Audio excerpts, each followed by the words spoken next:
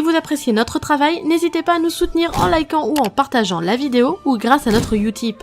Il vous suffit de regarder une publicité de 30 secondes, ce qui nous fait gagner 5 centimes par visionnage. En soi comme ça, c'est pas grand chose, mais pour nous c'est beaucoup. Merci de votre participation et bon visionnage. Salut les amis, j'espère que vous allez bien. On se retrouve aujourd'hui pour la première vidéo dans la rubrique « Et si ?» sur l'univers de Naruto. Personnellement, quand j'ai découvert l'histoire de Madara, je me suis toujours demandé ce qu'il se serait passé s'il aurait été le premier Hokage. Si vous aussi vous vous posez cette question, eh bien sachez que je vais vous proposer une réponse dans cette vidéo. Déjà, avant de commencer cette histoire, nous allons nous remettre dans le contexte. Pour ceux qui ne connaissent pas qui est Madara, je vais vous expliquer un petit peu qui était cet homme. Madara Uchiwa était le chef légendaire du clan Uchiwa. Il fonda aux côtés d'Hashirama Senju le village de Konoha, avec pour intention de commencer une nouvelle ère de paix. Parce que oui, lui il a grandi alors que c'était la guerre partout dans le monde entre les différents clans ninja. Il avait de nombreux frères et les a tous vus mourir au combat. Alors qu'il ne partageait pas la même vision de la paix qu'Hashirama, un combat eut lieu entre les deux hommes et Madara fut déclaré mort. Après, je ne vais pas vous raconter en détail l'histoire exacte de Madara, mais en gros, il a fait pas mal de manigances pour pouvoir mettre en place son plan Œil de la Lune. Si vous voulez en savoir plus sur ce personnage légendaire, je vous invite à regarder ma vidéo 5 choses à savoir sur Madara Uchiwa. Pour notre histoire, nous partons sur la même base que l'original, c'est-à-dire que Madara et Hashirama ont tous les deux eu une enfance assez difficile, puisqu'ils ont grandi au milieu de guerres entre leurs clans. Madara a vu tous ses frères se faire tuer par le clan Senju et Hashirama a perdu 2 de ses frères sous la main des Uchiwa. Avant leur accord de paix, Madara a assisté à la mort de son petit frère adoré Izuna, tué par Tobirama. On est exactement sur la même idée que sur l'histoire originale, puisque Madara et Hashirama vont finalement être d'accord sur un traité de paix et créer le village de Konoha. Nous sommes sur la même histoire que l'original jusqu'au moment où le rôle de premier Hokage doit être attribué à l'un des deux hommes. Rappelez-vous, dans l'histoire originale, Hashirama était bien décidé à laisser ce rôle à Madara, mais s'est très rapidement vu convaincre par Tobirama que c'était pas une si bonne idée.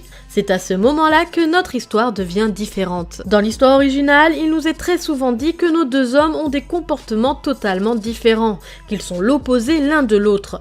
Hashirama est naturellement jovial, il est spontané et gentil, et les villageois lui rendent bien puisqu'ils lui vouent une idolation assez importante. Madara, lui, est plutôt froid et n'est pas du genre à donner envie aux gens de l'approcher. Je dirais même que les villageois ont totalement peur de lui. Donc, même avec la meilleure volonté du monde, Madara n'est pas apprécié par la majorité. Hashirama se berce totalement d'illusions. Il ira même jusqu'à demander à son ami de considérer les villageois comme sa famille, de vouloir les protéger coûte que coûte, quoi qu'il se passe. J'aimerais également vous rappeler, avant de commencer mon histoire, que le clan Uchiwa est un clan qui fonctionne sur les émotions de préférence négative, c'est-à-dire que plus l'individu a une vie de merde, plus il gagnera en puissance facilement. Malgré les tentatives de Tobirama de raisonner son frère, Hashirama laissera bel et bien le poste d'Hokage à Madara, et c'est à ce moment-là que notre histoire commence. Madara est le premier Hokage, faisant d'Hashirama son bras droit. Hashirama est le seul convaincu que tout se passera bien. Lors de la cérémonie officialisant le rôle de Madara, les réactions des villageois étaient tout sauf heureuses, puisque chacun montra une expression grave sur le visage et personne ne sauta de joie. Étonnamment, au début de sa prise de pouvoir, tout se passe bien au sein de Konoha. Le village prospère, il se développe, de plus en plus de familles rejoignent le village, même des clans de ninjas le rejoignent. Le maître du pays du feu est ravi de l'évolution du village, et ils ont même vent que dans différents coins du monde, d'autres villages ninja commencent à prendre vie. Des unités ninja sont mises en place, l'académie des ninjas accueille les jeunes enfants,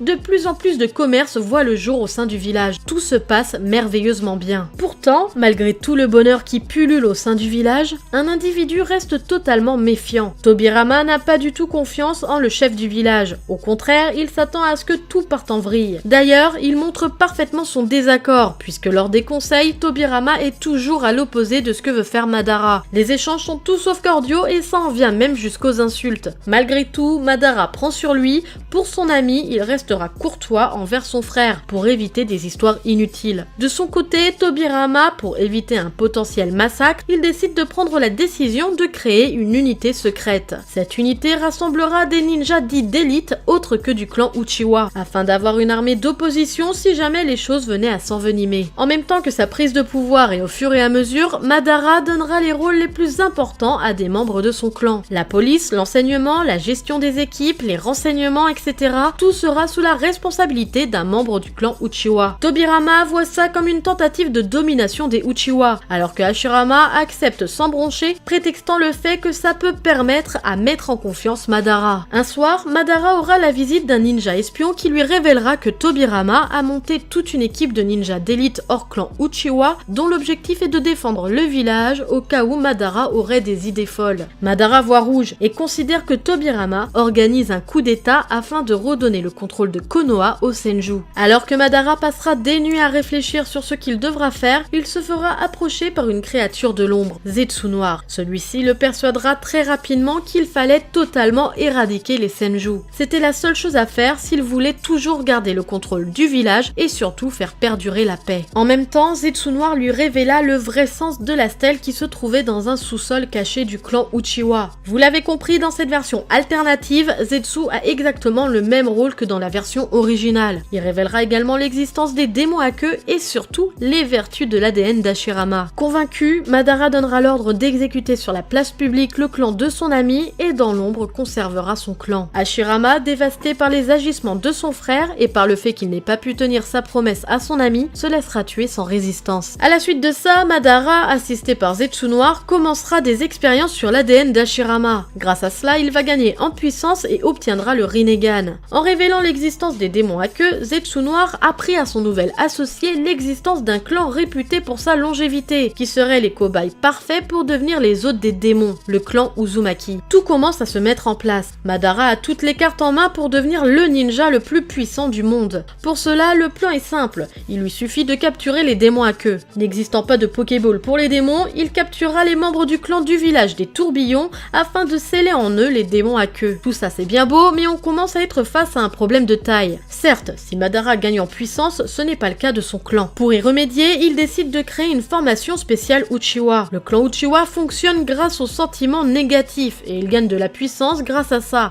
Et bien Madara aura tout simplement l'idée de créer un cursus de formation pour de très jeunes ninjas. Il aura une idée similaire à celle de la racine. De jeunes ninjas grandiront ensemble, apprendront ensemble et finiront après une dizaine d'années de vie commune par s'entretuer. Le plus puissant Uchiwa rentrera dans les rangs de l'armée de Madara. Ce sera une armée d'élite. Grâce à ça, Madara s'assure d'avoir une armée d'Uchiwa possédant minimum le Mangekyo Sharingan. Également, grâce à l'ADN d'Hashirama, Madara, assisté par Zetsu Noir, créera l'armée des Zetsu Blancs. En créant toutes ces armées et en capturant tous les démons, Madara coupera l'herbe sous le pied aux autres villages qui tentaient de se développer. Le village de Konoha sera le village le plus puissant du monde ninja et aura finalement le rôle de l'Akatsuki. Et je m'arrête là pour cette histoire. Je laisse une fin semi-ouverte pour que vous puissiez, vous, dans les commentaires, me dire quelle serait la suite des événements. J'espère que ma petite histoire alternative sur Madara vous aura plu. N'hésitez pas, comme d'habitude, à me le dire par commentaire. Également, n'hésitez pas à liker et à partager, ça nous fait toujours super plaisir. Et surtout,